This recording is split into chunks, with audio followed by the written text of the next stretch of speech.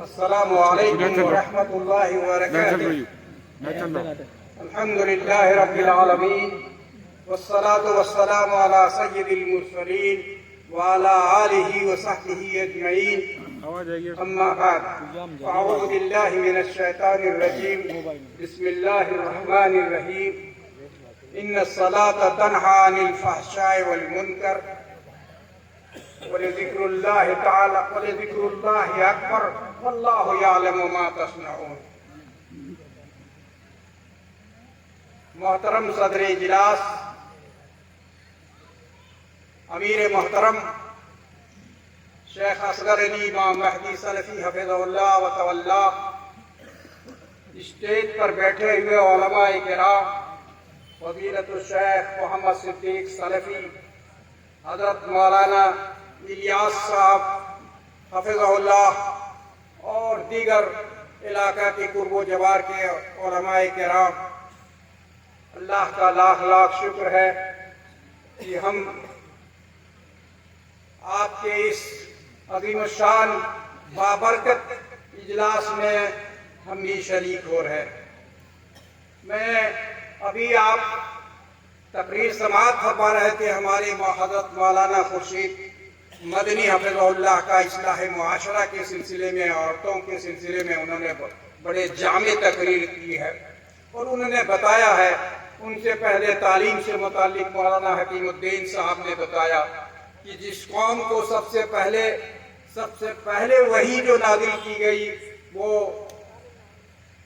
پڑھنے تعلیم سے متعلق ہے، لیکن آج ہماری قوم، ہمارے مسلمان اس میدان میں بہت پیچھے، اور اس پچھڑے پن کی وجہ سے ہم اسلام سے دور ہوتے جا رہے ہیں. آج اگر ہم پڑھاتے بھی ہیں اپنے بچوں کو تو انگلش اور میڈیم اسکول میں اور انگریزی اسکولوں میں پڑھاتے ہیں. دین کی طرف رجحان ان کا کم ہوتا ہے. مولانا عبدالرؤف رحمانی رحمہ اللہ نے اپنی کتاب اس میں لکھا ہے، ایمان و عمل کے اندر ایک واقعہ لکھا ہے کہ ہم لوگ ایک کانفرنس میں شریک تھے. بڑے بڑے کالج کے اسٹوڈنٹ اور پروفیسر حضرات اس میں شریک تھے. تو اس مجلس میں سوال کیا گیا لڑکوں سے، کالج کے بڑے بڑے اسٹوڈنٹ وغیرہ تھے، کہ منکر اور نکیر کون ہے؟ تو وہ لڑکوں نے یہ جواب دیا کہ یہ منکر نکیر کیا پوچھ رہے ہیں، یہ تو ہم نے پڑھا ہی نہیں، سنا ہی نہیں. تو جب آپ دین اور دنیاوی دین کی تعلیم نہیں دیں گے اپنے بچوں کو تو وہ کیا جواب دیں؟ میرے بھائیوں، میں نے قرآن مجید کی ایک آیت سورہ عنکبوت کی تلاوت کی ہے کہ ان الصلاۃ تنہی عن الفحشاء والمنکر. بے شک اگر آپ نماز پڑھتے رہیں گے نا تو نماز بے حیائی اور فحش کاموں سے روک دیتی ہے. آج ہم دیکھیں اپنے گھروں میں اپنے بچوں کو دیکھیں، جس کے یہاں حکم دیا گیا ہے کہ مروا صبیانکم بالصلاۃ اذا بلغ 7 سنین واضربوہم اذا بلغ 10 سنین. کہ تم اپنے بچوں کو جب 7 سال کے ہو جائیں تو ان کو نماز پڑھنے کا حکم دو، اور جب 10 سال کے ہو جائیں اور نماز نہ پڑھیں تو ان کو مارنے کا حکم ہے. ہمیں ان چیزوں کی طرف ہمیں توجہ دینے کی ضرورت ہے. آج ہم اپنے مسجدوں کا، آج مسلمان پوری دنیا میں ذلیل و خوار ہیں. کیوں؟ آپ ان اسباب کی طرف کبھی غور نہیں کرتے. ہمارے بچے سنیما ہالوں کی طرف، دوسرے واہیات کی طرف، سٹے بازی کی طرف، جوئے کے اڈوں کی طرف جاتے ہیں، مسجدوں کا رخ کرتے ہیں. کیا آج بھی اتنے گئے گزرے دور میں اتنے سب حالات خراب ہونے کے باوجود ہمارے بچے مسجدوں کا رخ نہیں کرتے؟ کیوں؟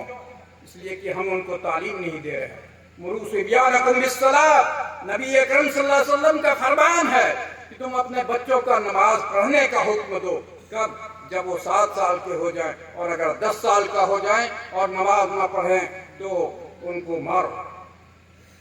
اللہ اکبر. میں وہ حدیث آپ کے سامنے رکھنا چاہتا ہوں آج ہمارے نوجوانوں کی عبادت کے بارے میں. وہ مالک بن حویرث رضی اللہ تعالیٰ عنہ کی وہ حدیث ہے، وہ واقعہ ہے. وہ بیان کرتے ہیں کہ ہم کچھ نوجوان نبی اکرم جناب محمد الرسول اللہ صلی اللہ علیہ وسلم کے خدمت میں مدینہ منورہ میں حاضر ہوئے. اور 20 راتیں ہم نے نبی اکرم صلی اللہ علیہ وسلم کے ساتھ مدینے میں گزاری، ان کے ساتھ نماز پڑھے، اللہ کے نبی صلی اللہ علیہ وسلم کے ساتھ نوجوان تھے۔ 20 راتیں گزارنے کے بعد اللہ کے رسول صلی اللہ علیہ وسلم کو یہ احساس ہوا، کچھ محسوس کیا کہ یہ نوجوان شاید اپنے گھروں کو لوٹنا چاہتے ہیں۔ بلایا سب نوجوانوں کو اللہ کے نبی جناب محمد رسول اللہ صلی اللہ علیہ وسلم نے کہ آؤ، ان سے حالات دریافت کیے گھر کے، کون اس میں شادی شدہ ہے، کون کیسے ہیں، اور کیا آپ تم گھروں کو لوٹنا چاہتے ہو؟ تو نوجوانوں نے رضامندی ظاہر کی کہ ہم اپنے اب یہاں سے جو آپ سے سیکھا ہے وہ اپنی قوم میں جا کے اپنے لوگوں کو اپنے یہاں سکھائیں گے۔ اللہ کے نبی جناب محمد رسول اللہ صلی اللہ علیہ وسلم نے ان کو اجازت دے دی۔ اقیموا الصلاۃ وآتوا الزکاۃ وارکعوا مع الراکعین، قرآن مجید میں سب سے زیادہ نماز پڑھنے کے بارے میں ہے کہ نماز قائم کرو۔ کیسے نماز قائم کرو گے؟ تو قرآن میں اس کی تفصیل موجود نہیں ہے، یہ حدیث میں یہ چیز آپ کو ملے گی۔ ترکت فیکم امرین لن تضلوا ما تمسکتم بہما کتاب اللہ و سنتی۔ تو قرآن اور حدیث اگر آپ پڑھیں گے اور ادھر ادھر نہیں بھٹکیں گے تو یہ ساری چیزیں آپ کو ملیں گی۔ تو عرض یہ کر رہا تھا کہ اللہ کے نبی صلی اللہ علیہ وسلم نے ان نوجوانوں کو گھر جانے کا کہ فرجعوا الی بیتکم الی اہلکم ویعلمکم وَأَمُرُوهُمْ وَصَلُّوا كَمَا رَأَيْتُمُونِي أُصَلِّي وَإِذَا حَضَرَتِ الصَّلَاةُ فَلْيُعَظِّمْ أَحَدُكُمْ وَيُعَمِّكُمْ أَكْبَرُكُمْ۔ اللہ کے نبی صلی اللہ علیہ وسلم نے فرمایا تم جاؤ، تم اپنی قوم میں اپنے لوگوں میں جاؤ اور تم نماز ان کو سکھلاؤ، اور لوٹ جاؤ اور ان کو بھلائی کا حکم، ان کو تعلیم دو، بھلائی کا حکم دو اور ان کو نماز سکھلاؤ۔ کس طرح؟ جس طرح میں نماز پڑھتا ہوں، جیسے تم نے مجھے دیکھا ہے نماز پڑھتے ہوئے، اسی طرح نماز پڑھنا، جا کر کے یہ سکھلانا۔ اور جب نماز کا وقت قریب ہو جائے تو ایک تم میں سے اذان دے گا نماز کے لیے، اور تم میں سے جو بڑا ہوگا وہ امامت کرے گا۔ تو جوانی کی جو یہ عبادت ہوتی ہے نا، یہ بڑی رنگین ہوتی، بڑی اچھی ہوتی ہے۔ اور ہمارے نوجوانوں کا آج کیا حال ہے؟ وہ تربیت ہونی چاہیے۔ آج ہم نے کتنی نمازیں پڑھتے ہیں، ہم نماز میں تو ادھر ادھر کے خالی خیالات ہمارے دوڑتے ہیں۔ نماز پڑھنے کا جو طریقہ حدیث میں بتایا گیا ہے کہ ہم نماز اس طرح پڑھیں جیسے کہ ہم اللہ تعالیٰ کو دیکھ رہے ہیں، اور اگر یہ خیال نہ ہو تو کم سے کم یہ خیال ہونا چاہیے کہ اللہ رب العالمین ہم کو دیکھ رہا ہے۔ ان تعبد اللہ کانک تراہ فإن لم تکن تراہ فإنہ یراک۔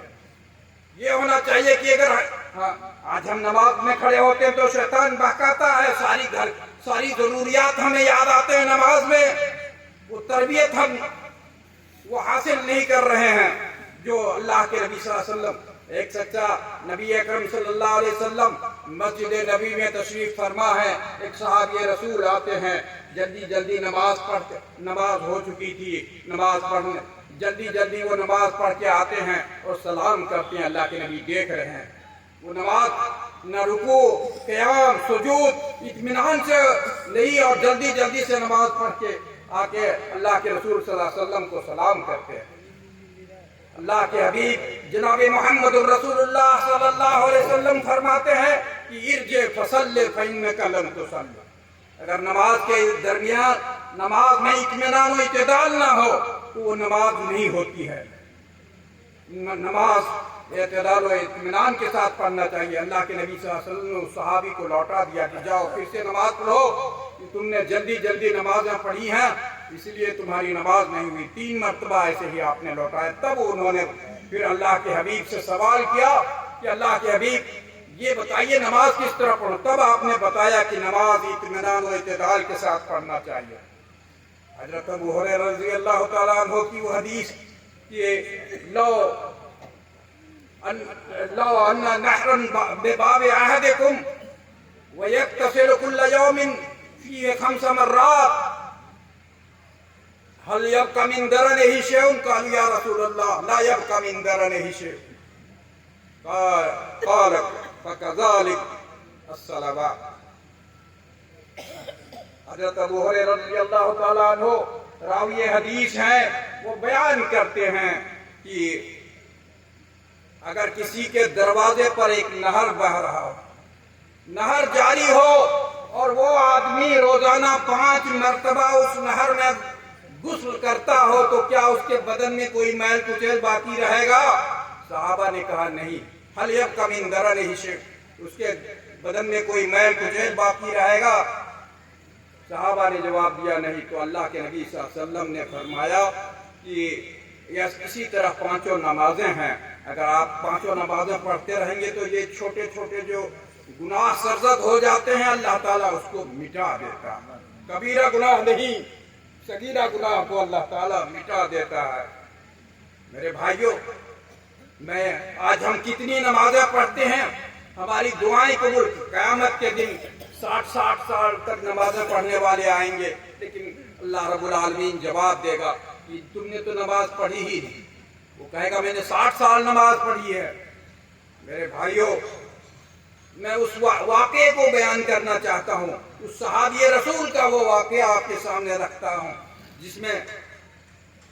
जिसको सीरत निगारों ने लिखा है, तारीख मुअर्रिखीन ने लिखा है, सीरत की किताबों में लिखा है। एक सहाबी रसूल, एक आदमी मक्के से गुनाहों में डूबा हुआ, वो गुनाहों का चोरी, डाका, ज़िना, ये सारे गुनाह वो करते थे। वो जब उसको एहसास हुआ तो मदीना मनव्वरा की तरफ चला गया मक्के से। अल्लाह के नबी जनाब मुहम्मदुर रसूलुल्लाह सल्लल्लाहु अलैहि वसल्लम मस्जिद तैयबा के अंदर बैठे हुए हैं। वो पहुंचते हैं वहां मदीना मनव्वरा, अल्लाह के नबी बैठते थे मस्जिद नबी में। वही दारुल नदवा, वही यूनिवर्सिटी, वही दारुल क़ज़ा, वो सारी चीजें मस्जिदों से होती थी। आज हमने मस्जिदों में ये सब चीजें छोड़ दी, मस्जिदों में जाना छोड़ दिया, एक दूसरे की खैरियत मालूम करना छोड़ दिया। वो पहुंचते हैं मक्के से मदीना, अल्लाह के नबी सल्लल्लाहु अलैहि वसल्लम मस्जिद नबवी में सहाबा किराम रिज़वानुल्लाह अलैहिम अजमईन के साथ तशरीफ फरमा है। वो कहते हैं, सवाल करते हैं कि अल्लाह के रसूल सल्लल्लाहु अलैहि वसल्लम, दुनिया में जितने गुनाह के काम हो सकते हैं सारे के सारे मैंने किए हैं, मैं मुझसे कोई ऐसा काम गुनाह का छुटा ही नहीं है। क्या मैं इस्लाम ले आऊं तो मेरा गुनाह माफ हो जाएगा? अल्लाह के नबी जनाब मोहम्मद रसूलुल्लाह सल्लल्लाहु अलैहि वसल्लम फरमाते हैं, ये तुम इस्लाम ले आओ, इन्नल इस्लाम यहदिमु मा कान क़ब्लहु, इस्लाम जो है साबका तमाम गुनाहों का, कुफ्र के तमाम गुनाहों को मिटा देता। तुम इस्लाम को कबूल कर लो।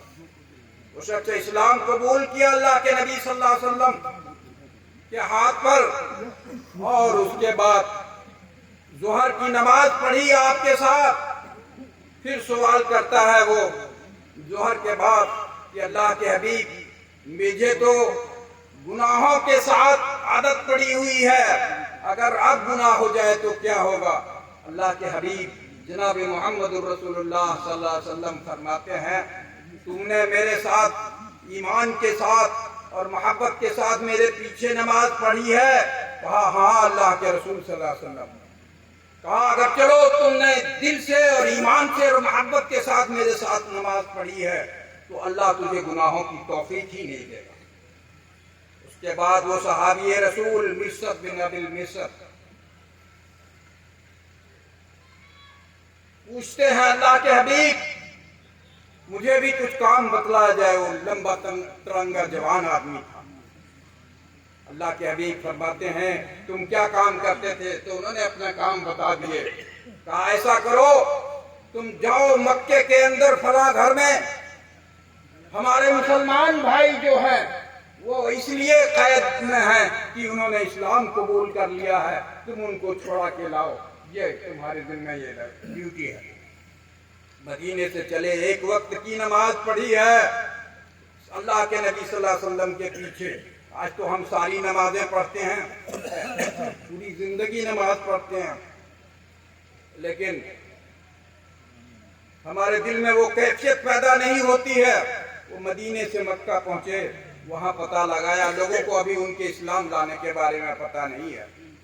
وہ پوچھتے ہیں لوگوں سے کہ مسلمان جو قید ہیں وہ کہاں ہیں, کس گھر میں ہیں.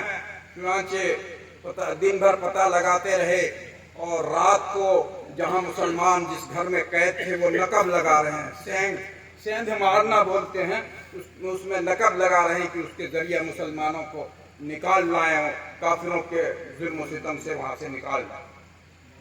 جب وہ سیندھ مار رہے ہیں, اس گھر کے اندر سوراخ کر رہے ہیں, تو اس سے آواز پیدا ہوئی. اس گھر سے ایک عورت نکلی جس سے اس صحابی کا تعلق تھا اسلام لانے سے پہلے مکے کے اندر. دوڑ کے وہ باہر نکلی, دیکھا یہ تو وہی آدمی ہے, کہاں غائب ہو گیا تھا اتنے دنوں سے. دوڑتے ہوئے باہر نکلی, وہ قریب آئی, یہ پیچھے ہٹ گئے. کہا, وہ عورت سوال کرتی ہے کہ تم اتنے دنوں کے بعد ملے ہو اور پیچھے ہٹ رہے ہو, کیا معاملہ ہے؟ کہا, اے بیوی تم پیچھے رہو, اس لیے یہ ہاتھ اب گناہوں کی طرف نہیں بڑھ سکتے. اس ہاتھ نے محمد صلی اللہ علیہ وسلم کے ہاتھ کو چھوا. ایک وقت کی نماز پڑھی, پھر اس نے شور کر دیا, پھر یہ نکل گئے, جا کے پتھروں کے اوٹ میں چھپ گئے. اس دن نکال نہیں سکے ان کو. لیکن ایک وقت کی نماز پڑھی اللہ کے نبی صلی اللہ علیہ وسلم کے طریقے کے مطابق اور آپ کے پیچھے, تو وہ پوری زندگی پھر وہ ان کا بیان ہے کہ میں نے کوئی غلط کام نہیں کیا. آج ہم ساری نمازیں پڑھتے رہتے ہیں, ہم پوری زندگی نماز پڑھتے رہتے ہیں, اس کے بعد بھی سارے غلط کام کرتے ہیں, حرام کھاتے ہیں, سود کھاتے ہیں, اور دوسری تمام چگلی چپاٹی اور دوسری تمام برائیاں معاشرے کے اندر. یہ ہمارے نوجوان شراب پیتے ہیں.